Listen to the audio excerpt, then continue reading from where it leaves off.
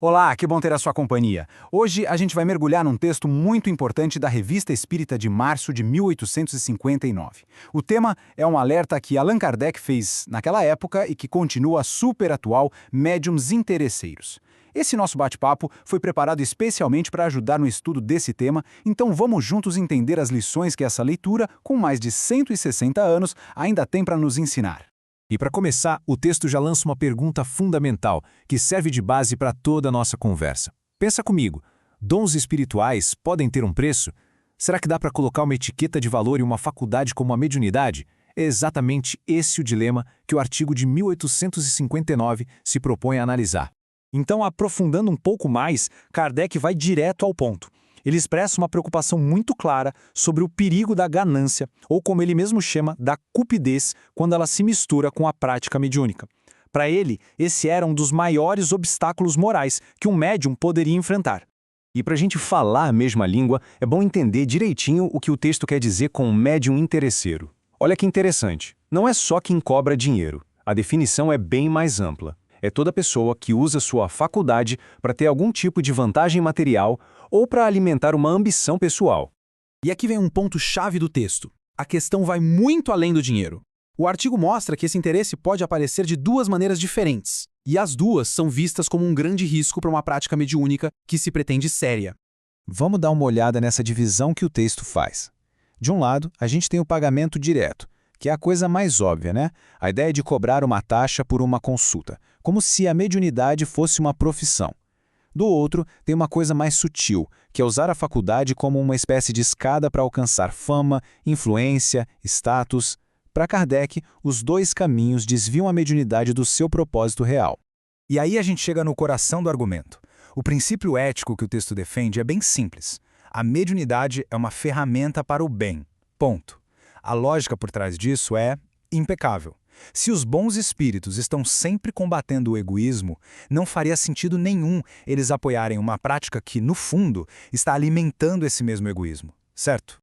Ok, mas e daí? Quais as consequências disso tudo? Bom, segundo o texto, o interesse pessoal não afeta só o médium, ele altera a própria natureza da conexão espiritual. É como se o interesse funcionasse como um verdadeiro imã, atraindo um tipo bem específico de influência espiritual. E para ilustrar essa ideia, tem uma citação na revista que é, nossa, muito poderosa. Evocai um rochedo e ele vos responderá. Que imagem forte, não é? A questão aqui não é que a comunicação simplesmente pare de acontecer. O problema é a qualidade, a fonte dessa comunicação. Ela se torna muito questionável. Alguém sempre vai atender ao chamado. A grande pergunta é, quem? E quem é que atende a esse chamado quando o interesse entra na jogada? O texto diz que é uma turma de espíritos que ainda não tem elevação moral. Eles são descritos como levianos, mentirosos, zombeteiros, ou seja, espíritos que adoram se divertir com a vaidade humana e alimentar as ilusões de quem está ali. E não para por aí. Além das consequências no plano espiritual, o texto alerta para um risco bem prático, bem daqui do nosso mundo. Quando uma pessoa depende de pagamento, surge uma pressão enorme para entregar resultados. E é aí que pode nascer a perigosa tentação da fraude. Olha só a lógica que o texto descreve. É um caminho perigoso, uma ladeira. A sessão paga é marcada. Mas a espiritualidade não bate cartão. Então os fenômenos podem simplesmente não acontecer. Para justificar o pagamento, o próximo passo, segundo o alerta, é simular, é fingir. E aí, a confiança se quebra e o que o texto chama de charlatanismo tem início. Diante de tantos perigos, qual seria a nossa proteção?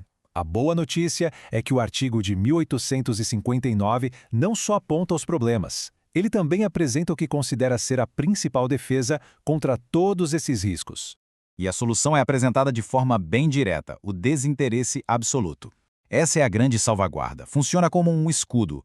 Isso não garante que toda a comunicação vai ser perfeita, claro, mas remove das mãos dos espíritos enganadores a sua principal ferramenta de ação, a nossa própria ganância. E essa citação final da revista resume o argumento de um jeito perfeito. A lógica é simples e ao mesmo tempo poderosa. O charlatanismo precisa de um motivo, e esse motivo geralmente é o lucro.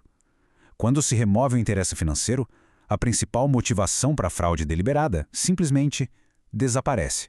Então, para a gente organizar as ideias, o que vimos de essencial hoje? Primeiro, que o interesse pessoal, seja por dinheiro ou por vaidade, funciona como um convite para influências espirituais enganadoras. Segundo, que a pressão para ter um resultado em troca de dinheiro pode levar à fraude.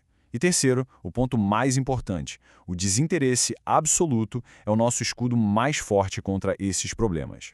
E para fechar, o texto nos deixa com uma pergunta para uma reflexão mais profunda. Se o desinteresse é a chave para a segurança e para a autenticidade, o que isso nos revela sobre o verdadeiro propósito de toda e qualquer faculdade espiritual?